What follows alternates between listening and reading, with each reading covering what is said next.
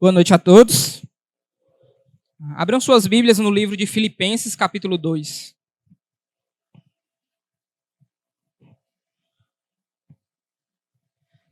Falta exatamente uma semana, para o ano acabar. E quando a gente vai chegando nesse final de ano, geralmente vai surgindo aquele sentimento de bons sentimentos, né? A gente deseja boas coisas para as pessoas. Provavelmente você entrar nas suas redes sociais agora, ou até mesmo falar com algum desconhecido, as pessoas vão desejar coisas boas para você. Paz, amor, tranquilidade, felicidade. Enfim, o final do ano está chegando e as pessoas estão cheias de sentimentos no coração a fim de distribuir e dar para as outras pessoas. No entanto, não é assim no restante do ano. A gente precisa chegar a passar aí 300 e tantos dias esperando até que chegue o último dia do ano para que as pessoas tenham mais empatia, tenham mais amor no coração, tenham mais paz, porque durante, a impressão que a gente tem é que durante todo o ano a gente se mata e se odeia e no final do ano a gente quer renascer, né? Quer trazer de volta à vida aquele que você matou, talvez com palavras, com atitudes, para pedir perdão, desejar amor, desejar felicidade. Mas tem um sentimento que, sem dúvida, eu acho que ele sobressai os outros e a gente acaba tentando aflorar ele um pouco mais do que os outros. É o sentimento de humildade, né? Esse final de ano, principalmente no Natal, a gente quer se colocar muito nessa ideia de humildade. Então, eu estou pronto para ajudar qualquer um que necessitar. A gente começa a ter mais piedade dos necessitados. Então, a gente começa a enxergar a necessidade de ajudar essas pessoas. Dentro da igreja, nós também começamos a enxergar talvez algum ministério que esteja mais defeituoso e começa a colocar a mão na consciência. Rapaz, eu preciso ajudar, final de ano chegando, é Natal, aniversário de Jesus, acho que eu preciso dar um presente para o mestre, né? Vou ser mais humilde aqui, trazer mais humildade ao meu coração. Mas como eu disse, durante todo o ano, dificilmente a gente faz isso.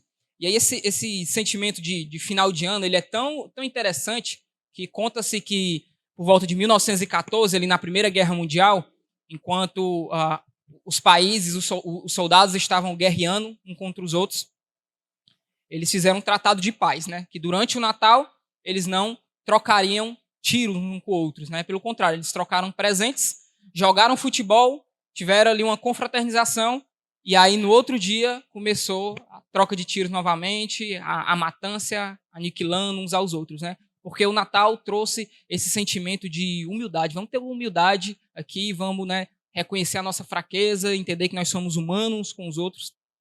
No entanto, o restante da vida não é assim, né? Thomas de Kempis, um teólogo, ele falando num livro sobre humildade, ele escreve uma poesia que eu acho que muito interessante, falou muito ao meu coração enquanto eu preparava essa mensagem. Eu queria ler um pouco ela para vocês antes da gente iniciar. Ele diz o seguinte: quando o homem se humilha pelas suas faltas, aplaca facilmente os outros e sem custo se reconcilia com os que se irritaram contra ele. Sem custo se reconcilia com os que se irritaram contra ele. Deus protege e livra o humilde, ama e o consola, para ele se inclina. Prodigaliza-lhes suas graças e depois do abatimento o eleva à glória. Revela-lhe os seus segredos e docentemente o convida e atrai a si. O humilde, ainda quando recebeu afronta, conserva-te em paz, porque se firma em Deus e não no mundo.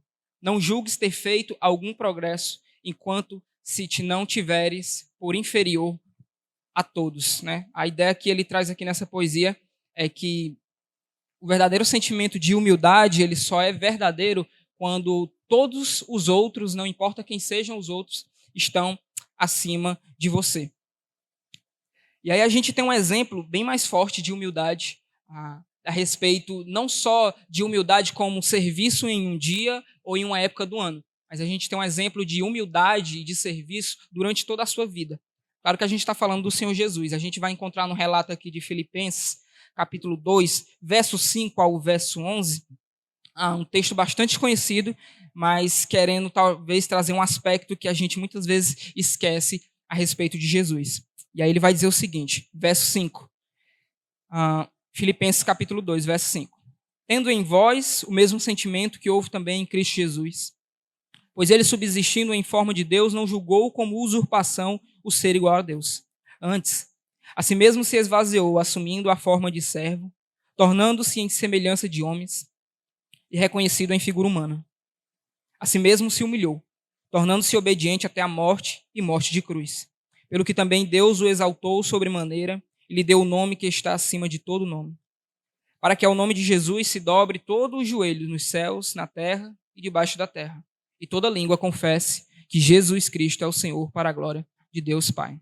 Baixe sua cabeça e vamos orar por este momento.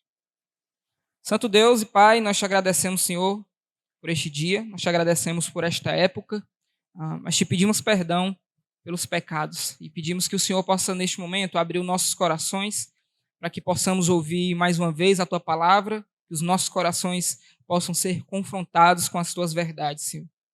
Nos ensina a ser como Tu és, não somente no dia de hoje ou somente nesse mês do ano, mas durante todo o ano, Pai, durante toda a nossa vida, durante toda a nossa trajetória, como filhos e servos Teus, nos ensina a ser como Tu és, Pai.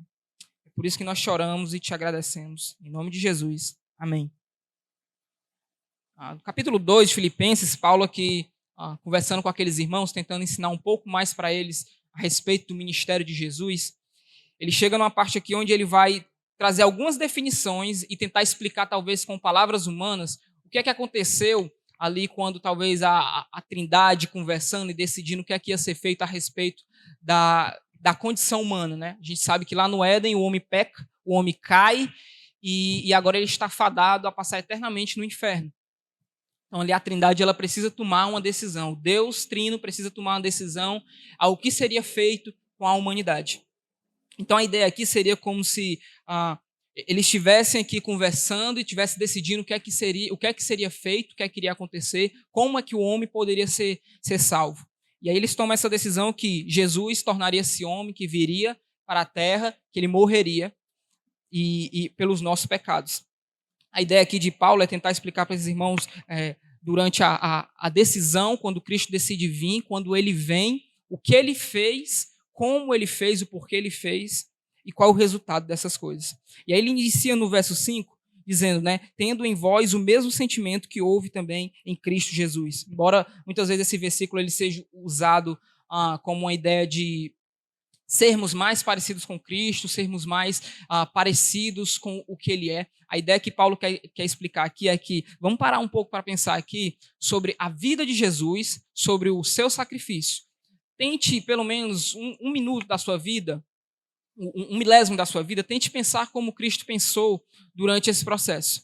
A gente está falando aqui do Deus Todo-Poderoso, do Deus que lá no Éden disse, haja luz e houve luz, né? Haja terra e houve terra. Ele disse que do pó o pó viraria carne, que viraria homem, e isso aconteceu. A gente vê um Deus que ele é autoritário e a natureza ela obedece à sua voz pela sua palavra.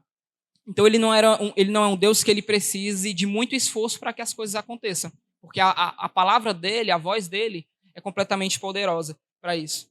E agora o que acontece é que esse Deus, ele vem e ele se torna homem, né? Mais na frente a gente vai ver a respeito dessa ideia do Deus virando homem, como é uma coisa de algo grandioso que se torna algo minúsculo, né? Essa, mais ou menos, é a ideia de quando Deus se torna homem. É algo grandioso, algo poderoso se tornando algo pequeno em algo fraco.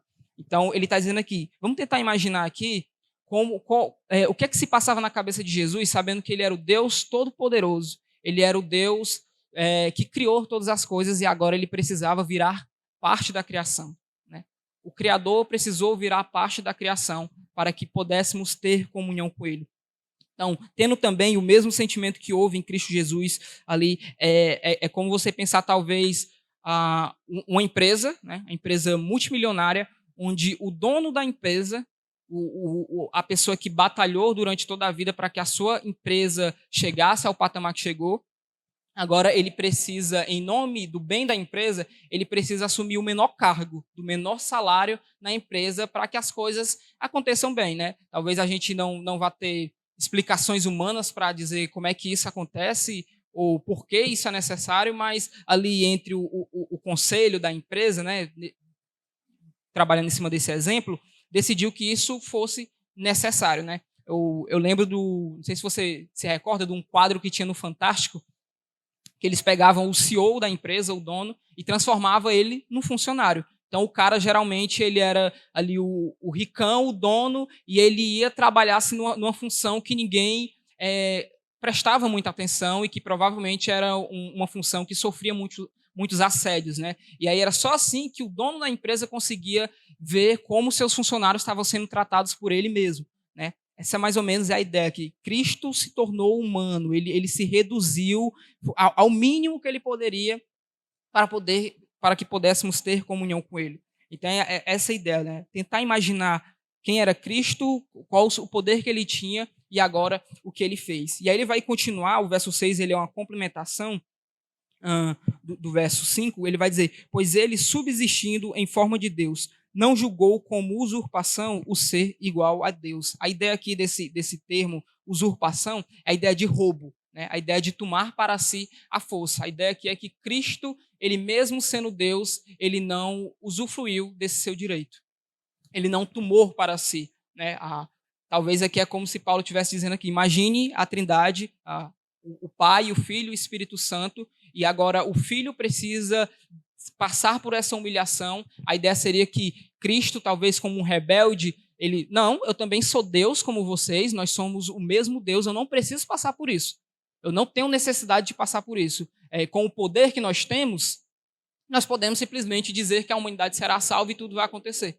Não, ele troca esse direito, ele troca essa autoridade que ele tinha, por entender que era necessário sangue ser pago com sangue. Né?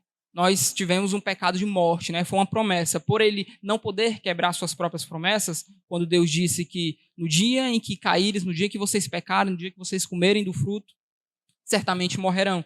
Então, essa promessa tinha que ser cumprida. Então, se eles vão morrer, a ideia é que alguém morra no lugar deles. A ideia aqui é de uma troca equivalente. Não poderia, se a promessa foi para que vocês vão morrer, ele não poderia simplesmente agora trocar essa promessa por qualquer outra coisa. Né? Então, alguém tinha que morrer.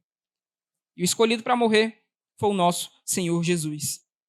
E aí o que eu vejo aqui é que, muitas vezes nas nossas vidas, a gente não tem esse sentimento de ter em mente quem é Jesus e do poder da sua autoridade e de quão humilde ele foi. Né? Esse é um texto que vai falar muito a respeito da humildade de Cristo e o que ele fez pelas nossas vidas. A gente passa durante toda a nossa vida, muitas vezes, querendo ser mais do que os outros, melhores do que os outros. A gente não está disposto a ficar por baixo. A gente não está disposto a ter gente dizendo o que nós precisamos fazer.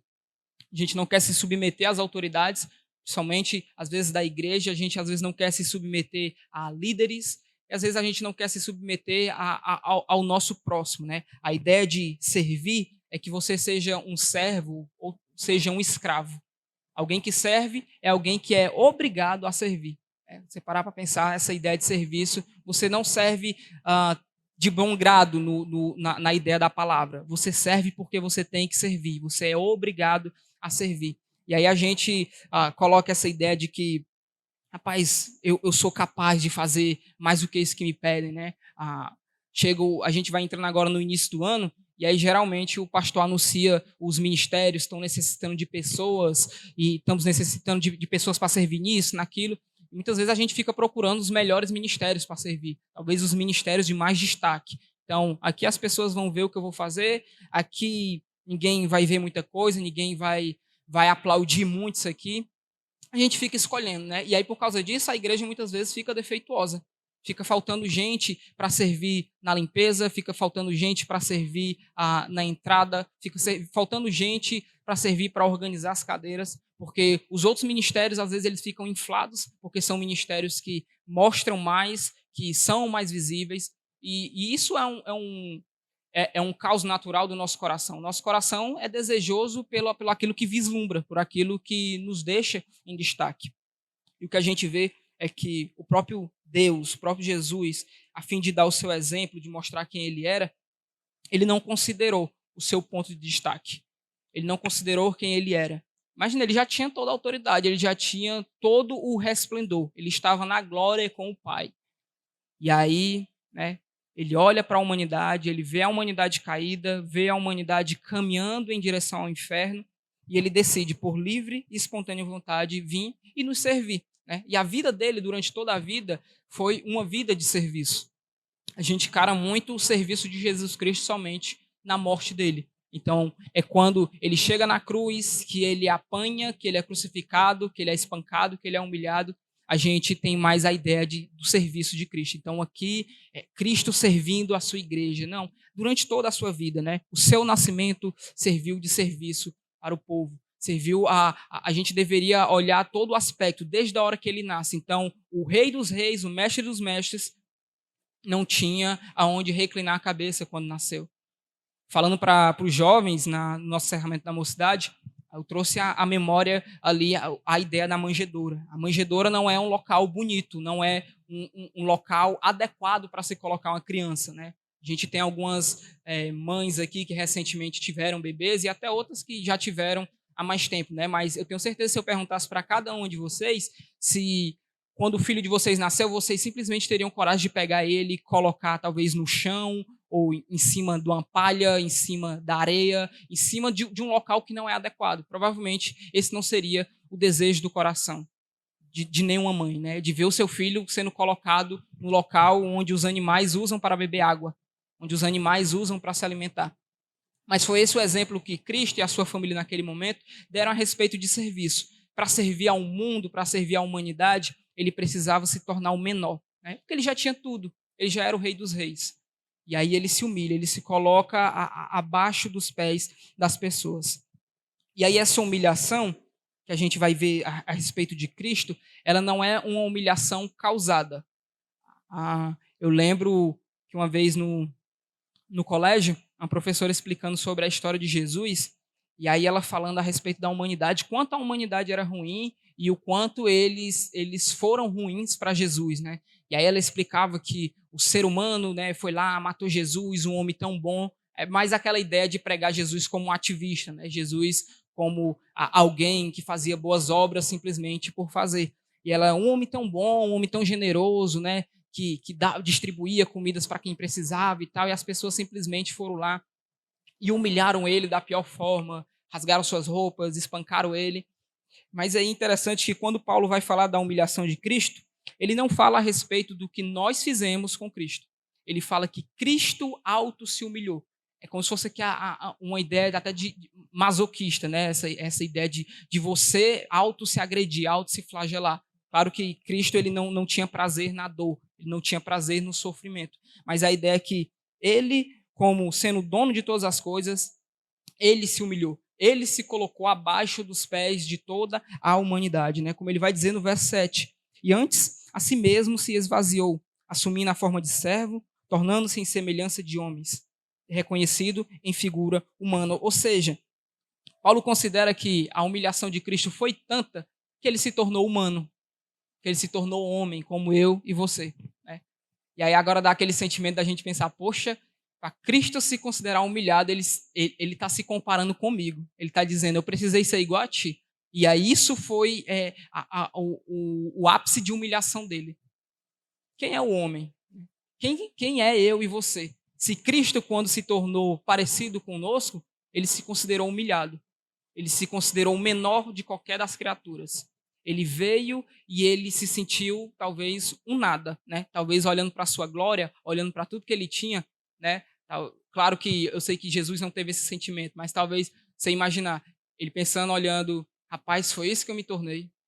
Foi isso que eu acabei virando, o Deus todo-poderoso que eu sou. Olha o que eu sou agora. Faço parte da criação agora. Eu sou uma criatura. Tenho necessidades físicas, né? Jesus necessitava agora ir no banheiro. Jesus tinha fome. Jesus precisava dormir.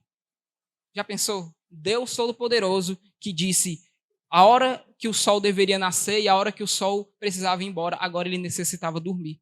Agora ele tinha necessidade de descansar.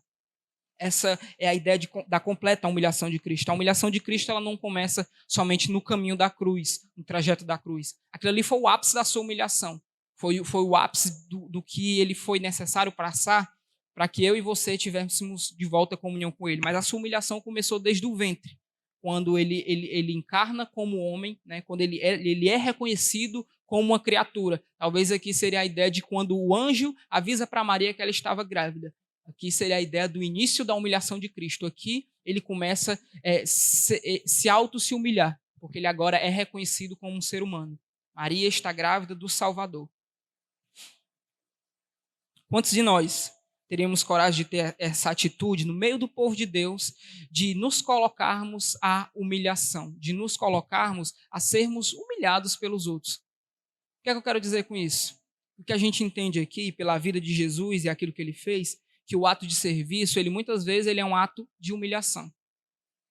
Porque eu estou servindo ao outro, eu não estou servindo a mim. Eu estou deixando os meus desejos, eu estou deixando as minhas vontades, abandonando aquilo que eu gosto para servir ao outro, para servir aquele que necessita. Quantos de nós já precisamos chegar, talvez, atrasado no trabalho e levar uma bronca porque necessitamos, talvez enquanto passava na rua, alguém precisava de ajuda, né? E aí você fica com aquele dilema na cabeça, rapaz, ou eu ajudo, ou eu pego o ônibus ali e tal. E muitas vezes a gente toma a decisão de que, mas aí não vai fazer muita diferença na vida dele, eu vou logo, né? Senão eu vou chegar atrasado. Ou senão eu vou perder o compromisso, ou senão eu vou desapontar alguém. Porque a gente tem esse medo, né? A gente tem esse receio de que sejamos reconhecidos como fracos, sejamos reconhecidos como alguém que agora está sendo, talvez, humilhado, se sentindo envergonhado. A ideia de servir é sempre se colocar abaixo das outras pessoas. É entender que, como a gente viu aqui no poema que eu li no início, né? Que ele fala que não julgue ter qualquer progresso, não julgue ter feito nada, enquanto você não tiver por todos superior a você. E aí, no âmbito de igreja, isso é muito difícil. A gente fala muito olhando para o mundo, esse mundo egoísta, né? Esse mundo que não sabe reconhecer o que é humilhação, e ninguém quer estar por baixo de ninguém. A gente vê pessoas simplesmente, países entrando em guerras, porque eles não aceitam que o país dele tenha 1 metro de faixa menor do que o outro. Se não é maior ou igual, eu vou brigar por isso. Eu vou matar pessoas por isso, né? O conflito, não sei se você sabe, mas o conflito de Israel e Palestina é por terra, por pedaço de terra, porque ninguém quer abrir mão, né? Eles entendem que é meu, né? Ambos dizem, isso aqui é meu, esse pedaço é meu, e por isso eles não têm ali a humildade, talvez, de abrir mão daquilo, de dar para o outro em prol dos outros. Eles querem simplesmente guerrear e matar em nome de coisas que atraem o seu coração. Então a ideia aqui é que o próprio Cristo se humilhou, ele não precisou ser humilhado por ninguém. Ele se humilhou, porque ele serviu. Então lembre isso, sempre que você precisar servir, você vai precisar se humilhar. Sempre que você necessitar ajudar alguém, você vai precisar se humilhar. E é por isso que o serviço é tão difícil.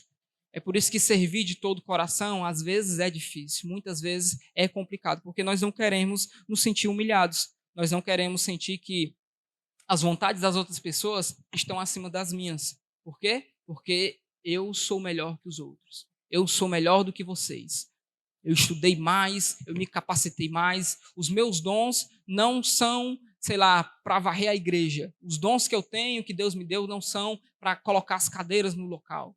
Os meus dons são para pregar, para ensinar, para louvar.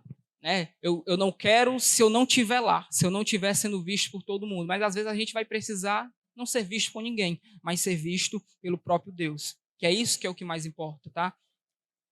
E aqui eu não quero que simplesmente você ache que eu estou atacando ministérios ou coisas por causa que eu citei alguma coisa, mas é a ideia no geral, na nossa vida. A gente não serve porque a gente não quer se sentir menor do que os outros. E a si mesmo se humilhou, verso 8, tornando-se obediente até a morte de cruz. Então, o segundo aspecto aqui da humilhação de Cristo e do serviço dele é a obediência. Então, o que o Pai pediu para ele fazer, a gente vai lembrar aqui da oração de Cristo, que ele pediu que, se fosse necessário, afastasse dele esse cálice, né? Se fosse necessário, se fosse possível, que Deus não permitisse que ele passasse por isso, mas Cristo entendia que não era a vontade dele, mas era a vontade do Pai. A ideia aqui de se esvaziou é a ideia que ficou sem forças, né? Ele perdeu o efeito. Não sei se você já passou por essa situação de você estar com o seu celular, que está usando o celular, está precisando mandar uma mensagem, fazer uma ligação e está com 1% e você tentando fazer tudo ali em cima da hora e tal, e de repente o celular desliga porque a bateria acabou. A ideia de que quando ele se esvazia, ele se humilha de si próprio, a ideia é que Cristo perdeu completamente a sua força naquele momento. Ele perdeu a força de quem ele era, ele perdeu ali o efeito, o seu efeito como Deus, né? Eu estou falando aqui da ideia do seu poder. Ele se esvazia completamente para se tornar completamente humano naquele momento, para que a sua humilhação fosse completa, né? E pelo que também Deus o exaltou sobremaneira e lhe deu o nome que está acima de todo mundo. Então, a gente vê na primeira parte do texto, do 5 ao 8, aqui que Cristo ele foi completamente humilhado. Mas qual é o efeito final dessa humilhação? A gente começa a entrar aqui no final do texto, explicando agora os efeitos dessa humilhação. Ela não era uma humilhação por si própria, ela não era uma humilhação que cabia em si e que não tinha efeito nenhum. Ele não estava sofrendo por sofrer. Então, como agora ele se coloca como a menor das criaturas, a última das criaturas, o mais fraco de todos. Então, a ideia é que agora o Senhor Deus pega ele e coloca no mais alto local. Antes ele era menor e agora ele é colocado na maior. Pelo que também Deus o exaltou sobremaneira e lhe deu o nome que está acima de todo nome, para que o nome de Jesus se dobre todo o joelho nos céus e na terra e debaixo da terra. A humilhação de Cristo, ela tem o poder de fazer com que agora ele seja completamente exaltado. Uma vez que ele foi completamente humilhado, que ele foi completamente escorraçado, que ele sofreu tudo o que tinha que sofrer, agora ele é colocado no local de exaltação. Ele é colocado no local de adoração. E é engraçado que ele fazendo, se você fizer um paralelo com esse texto, com a crucificação de Cristo, enquanto ele está sendo crucificado, ele está sendo envergonhado, ele está sendo ali talvez xingado, ele está sendo assaltado, furtado, estão roubando as roupas deles, ele está sendo espancado, ele está passando pelo pior processo de humilhação que ele poderia estar.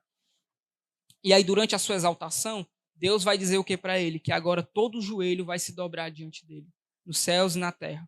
Toda língua vai o quê? Vai confessar o nome dele, vai reconhecer que ele é Senhor.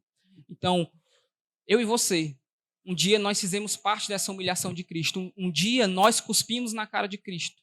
Um dia nós espancamos eles com os nossos chicotes. Um dia nós rasgamos as vestes deles. Um dia fomos eu e você. E talvez, tá? Se a gente não compreende isso aqui na magnitude, na complexidade que isso aqui tem, talvez a gente ainda esteja nesse estado de estar cuspindo na cara do próprio Cristo, de estar participando da humilhação dele, espancando as suas costas, rasgando as suas vestes, entendendo que ele não é Senhor sobre todos os senhores, entendendo que eu sou maior do que todos. Porque se Cristo se coloca como a menor das criaturas e eu não sigo o exemplo, eu não tenho o mesmo modo de pensar que ele, eu estou me sentindo, no mínimo, maior do que Cristo. Se a gente não se coloca nessa posição de humilhação para servir aos outros e para servir a Deus, a gente se coloca como melhor que Cristo. A gente se coloca melhor como o próprio Deus. Eu sou melhor do que ele porque eu não preciso sofrer como ele sofreu. Ou eu não preciso sofrer o tanto que ele sofreu.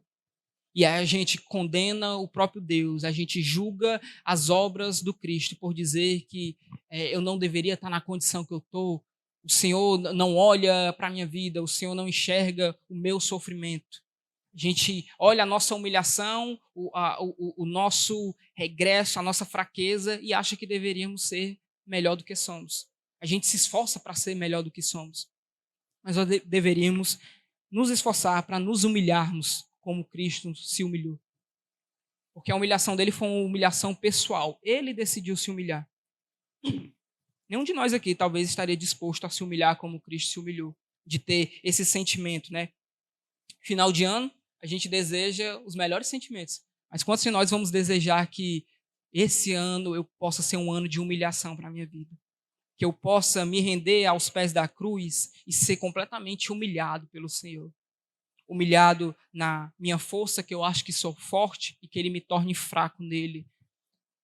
Ser humilhado no meu conhecimento, que eu acho que sei de alguma coisa, que Ele possa me considerar o mais ingênuo possível.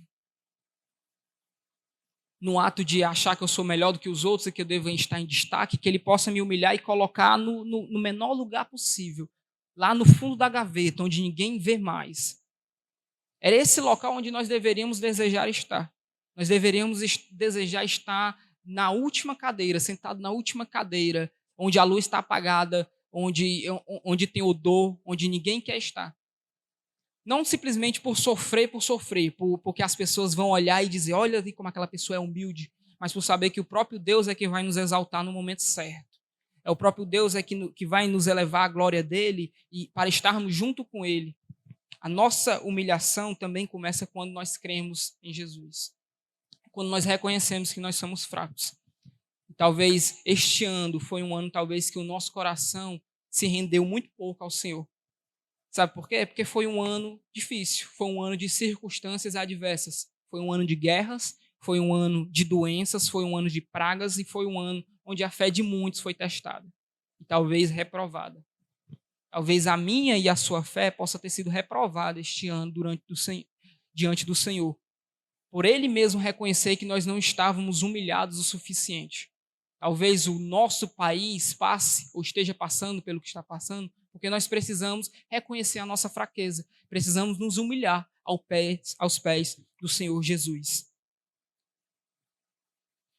O que é que a humilhação de Cristo nos ensina? O que é que a gente consegue aprender com o ato do próprio Deus se humilhando para nos salvar? Ela é um ato, em primeiro lugar, de amor. É porque Ele nos amou, né? É o verso que a gente mais gosta de repetir, né? Porque Deus amou o mundo de tal maneira que Ele deu o seu Filho, Ele entregou o seu Filho, Ele entregou o seu Filho à humilhação. Então, o ato de serviço, de humilhação de Cristo nos ensina a amar. A gente vê que, se a gente seguir o exemplo de Jesus durante toda a sua vida, nós seríamos considerados humildes nesse sentido. E que muitas vezes nós não somos porque nós não estamos dispostos a sofrer o que precisaríamos sofrer para servir aos outros. Ele finaliza dizendo que toda língua confesse que Jesus Cristo é o Senhor para a glória de Deus Pai. Então, para que o nome de Jesus seja glorificado, foi necessário que ele fosse humilhado. E aí agora ele é exaltado. A gente cantou hoje aqui a canção, um cântico que eu acho belíssimo, no final, né, que ele vai dizer que de tanto ele se humilhou, que agora o seu nome foi glorificado. Foi pelo nível da sua humilhação, foi pelo seu nível de rebaixamento. Agora, 10 vezes, 20 vezes mais, o seu nome é glorificado. E como é que eu faço para participar dessa glorificação? Como é que eu faço para estar lá com ele naquele dia, vendo, assistindo de perto? Um dia a humanidade assistiu Cristo sendo humilhado, e um dia a humanidade vai assistir o Cristo sendo exaltado. E aí talvez, se a gente não entender que nós deveríamos humilhar a nós mesmos, deixar o nosso coração se redimir de verdade, servir ao nosso Deus durante toda a nossa vida e não durante um ano ou um mês, talvez a gente esteja participando mais da humilhação de Cristo lá, chicoteando as suas costas, cuspindo na sua cara, xingando, blasfemando o seu nome, do que participando como os que estão no verso 11. Toda língua confessando Jesus Cristo, todo joelho se dobrando. Né? Um dia foi Cristo que teve que dobrar o joelho perante os homens para apanhar, para reconhecer a sua fraqueza. Agora Cristo está de pé e toda a humanidade está humilhada diante dele. Toda, sem dúvida. Então, a humilhação de Cristo, ela nos ensina, em primeiro lugar, que o ato de serviço é um ato de amor aos outros. E muitas vezes precisamos abrir mão de quem somos, ao ponto de nos sentirmos humilhados para que possamos servir à vontade de Deus. Então, entenda, servir sempre vai estar atrelado à humilhação. Então, se você acha que está servindo pouco, se você acha que talvez não está servindo nada ou que você está servindo muito, veja como é que você está se sentindo em relação a esse serviço. né? Se servir para você é algo difícil, mas você faz assim mesmo, se você acha que servir aos outros ou que você está colocando as suas vontades em segundo plano e as dos outros estão no primeiro plano, talvez você esteja no caminho. Mas se está ao contrário, se em primeiro lugar é a minha vida, se em primeiro lugar são os meus desejos, a minha vontade, depois a igreja, depois o Senhor, depois os irmãos, depois aqueles que precisam, talvez a sua humilhação ainda não esteja no caminho. Talvez você ainda esteja servindo com um coração ingrato. Ou talvez você esteja servindo para você mesmo. Talvez você não sirva ao Deus que serviu se humilhando. Se Cristo foi capaz de abrir mão de quem ele era para nos dar vida, nós também devemos abrir mão de quem somos, ou perderemos, ou poderemos ser para viver para ele. A ideia é que se o próprio Deus foi capaz de abrir mão de quem ele era para me dar vida, eu também agora posso abrir mão de quem eu sou para viver por ele, para viver para ele. Tá? Então, se isso não é uma verdade no seu coração, talvez considere nesse Natal dar um presente para o próprio Cristo, que é se humilhar por ele, se humilhar em nome dele. A última. Nesta história, quem nós somos? Aqueles que estão participando da humilhação de Cristo, cuspindo em sua cara, rasgando suas vestes, chicoteando suas costas, blasfemando o seu nome? Ou estamos juntos com ele na humilhação pública, participando do seu sofrimento, reconhecendo que ele tem um nome que está acima de todo nome? Quem somos nós? Nós estamos participando da humilhação com ele ou participando da humilhação dele? Nós deveríamos estar participando com ele. A igreja do Senhor veio para sofrer nesse mundo, não se engane.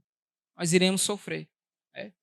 Talvez eu deveria desejar um próspero ano novo, que um 2023 feliz, alegre para você, mas talvez seja um 2023 de sofrimento, de dor, de tristeza. E graças a Deus por isso. Porque isso implica em dizer que se esse sofrimento for por Jesus, for com Jesus, a gente está no caminho certo, a igreja está no caminho certo.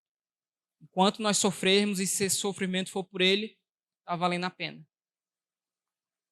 Para finalizar, eu queria ler outro poema escrito também pelo Thomas de Kempis, um teólogo. Ele falando agora a respeito da humilhação de Cristo. Ele vai dizer o seguinte: que muito é ter sujeitares ao homem por amor de Deus. Tu que és pó e nada, quando eu, o onipotente e o altíssimo, que do nada criei todas as coisas, me sujeitei humildemente ao homem por amor de ti. Fiz-me o mais humilde e o último de todos, para que a minha humildade te ensinasse a vencer a tua soberba. Aprende, pó, a submeter-te à terra, e aprende a humilhar-te e a meter-te debaixo dos pés de todos. Aprende a quebrar a tua vontade e não recusar nenhuma obediência. Aqui ele coloca como se fosse o próprio Deus falando. Claro que não é uma palavra vindo da Bíblia ou inspirada, mas é um poema a respeito de explicar aqui como seria o próprio Jesus ensinando a respeito da sua humilhação. Que nós deveríamos nos colocar debaixo dos pés de todos, para sermos parecidos com ele, porque foi isso que ele fez. Então, que no próximo ano nós possamos ter esse sentimento de humilhação para o Senhor, junto com ele, por entender que o Mestre se humilhou assim, e que não há nada de feio, não há nada de errado ser menor do que o outro, e ser menor do que o nosso próximo, porque se isso for um ato de serviço, também será um ato de amor. E aí você poderá ter um 2023 onde você amou mais, você se sujeitou mais e você serviu mais. Vamos orar. Santo Deus, nós te agradecemos, Senhor, por esta noite. Te agradecemos pela tua palavra. Nos ensina a ser parecido contigo. Nos ensina a amar o nosso próximo como o Senhor amou. Ensina, Pai, a respeito da tua humilhação, a cada dia mais, a respeito do teu amor pela humanidade. Ensina-me a mim e os meus irmãos a ter o mesmo sentimento que o Senhor teve, a pensar como o Senhor pensou. Que possamos entender, Pai, que o ato de servir os outros é um ato de amor por Ti. Então, quando nos sentirmos humilhados diante do Teu serviço, que possamos entender e lembrar que um dia nós também estaremos na glória com o Senhor. E aqueles que ainda não entenderam isto, aqueles que ainda não entenderam que o Senhor serviu se humilhando, que o Senhor serviu se entregando, que eles possam tomar o teu exemplo como o melhor exemplo possível. Em nome de Jesus, que eu te oro e eu te agradeço. Amém.